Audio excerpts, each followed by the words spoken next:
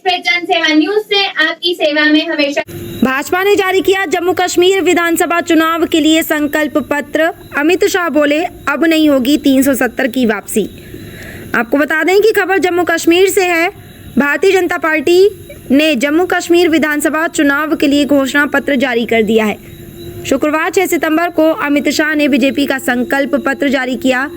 वह 2 दिवसीय जम्मू कश्मीर के दौरे पर हैं। संकल्प पत्र जारी करते हुए अमित शाह ने कहा कि एक समय था जब पार्टी में अनुच्छेद 370 की परछाई में अलगाववाद, हुर्रियत जैसे संगठन और उनके लिए नतमस्तक होती सरकारें रही हैं, लेकिन आज वह इतिहास रह गया है। अब जम्मू कश्मीर पूर्णतः हमारे संविधान का हिस्सा है।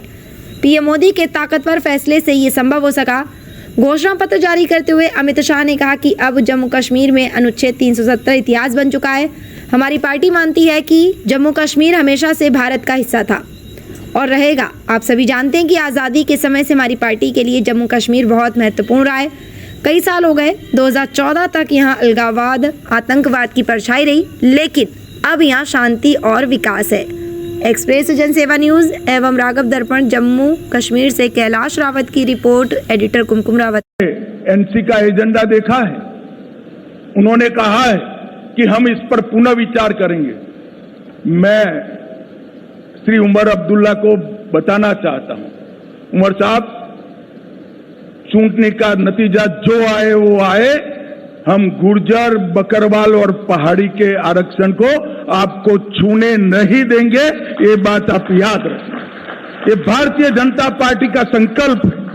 भाई और बहनों, ग्रास रूट डेमोक्रेसी, पहले डेमोक्रेसी 3 परिवारों में सीमित होकर रह गई थी।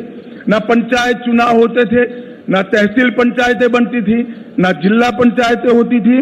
भारतीय जनता पार्टी की सरकार ने ग्राम पंचायत, तहसील पंचायत, जिला पंचायत और म्यूनिसिपैलिटी के चुनाव कर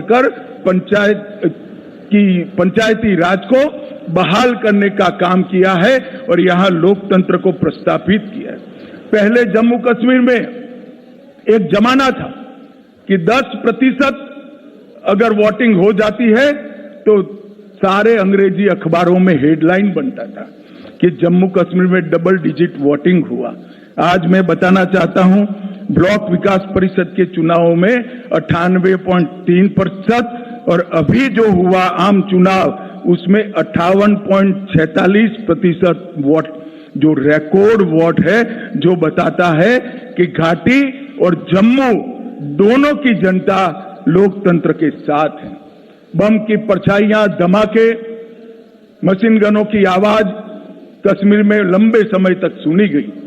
ये 10 साल में धारा 370 हटाने के बाद विशेष रूप से यहां के सुरक्षा परिदृश्य में आमूलचूल परिवर्तन हुआ है। पहले कुल घटनाएं 7217 10 साल में हुई थी, 4 से 14 में, 14 से 24 में सिर्फ 2272 पर आकर अटकी और वो 70% की कमी बताती है। कुल मृत्यु में 66% और नागरिकों की मृत्यु में 80% कमी दर्ज करने का काम हमारे प्रशासन ने किया है और सिक्योरिटी फोर्सेस की मृत्यु में भी भारी मात्रा में कमी आई है।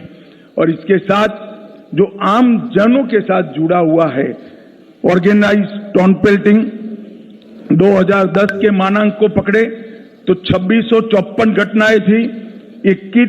31 अगस्त 2024 तक 23 से 24 में एक भी घटना स्टोन पेल्टिंग की नहीं हुई। ऑर्गेनाइज हड़ताल पहले 132 थी, पाकिस्तान में बैठकर हड़ताल का नारा देते थे, घाटी बंद हो जाती थी। 132 के बनाम एक भी बंद नहीं हुआ है। स्टोन पेल्टिंग में नागरिकों की मृत्यु 112 हुई थी, अब 0 है और जख्मी सिक्योरिटी फोर्सेस भी 0 है। 30 साल के बाद घाटी में थिएटर चालू हुए हैं, रात्रि शो चालू हुआ है और 32 साल के बाद ताजिया का जुलूस शांतिपूर्वक तरीके से निकला है। अमरनाथ की यात्रा हो या मां वैष्णो देवी की यात्रा हो, रिकॉर्ड तोड़ यात्रिकों ने जम्मू कश्मीर की विजिट की है और यहाँ के टूरिज्म में बहुत बड़ा बदलाव आया है और बढ़ोतरी हुई है। संपूर्ण टेरर इकोसिस्टम को ध्वस्त करने के लिए ढेर सारे काम करे गए और अभी अभी मैं एनसी का घोषणा पत्र पढ़ता था, मुझे तो आश्चर्य हो रहा है, कोई पॉलिटिकल पार्टी इस प्रकार का घोषणा पत्र जारी करती है और कांग्रेस जैसी राष्ट्रीय दल इसका मौन समर्थन करती। मैं राहुल गांधी जी को पूछना चाहता हूं कि आप देश की जनता के सामने और जम्मू कश्मीर की जनता के सामने स्पष्ट करें, आपका मौन धारण करने से कुछ नहीं होता। क्या नेशनल कॉन्फ्रेंस के एजेंडा के साथ कांग्रेस पार्टी सहमत है या नहीं है? आप हाँ या ना में जवाब दीजिए। मुझे मालूम है वो नहीं देंगे, मैं बता देता हूं वो पूर्णतया सहमत है। क्या एजेंडा है? पत्थरबाजी की घटना करने वालों को हम छोड़ देंगे, टेररिज्म के केस में जो जेल में इन पर पुनर्विचार करेंगे, जो टेररिस्टों के सगे संबंधी पर कठोर कार्यवाही की है इस पर पुनर्विचार करेंगे, फिर से 2 झंडे प्रस्तावित करेंगे। क्या कांग्रेस पार्टी ये एजेंडा के साथ सहमत है?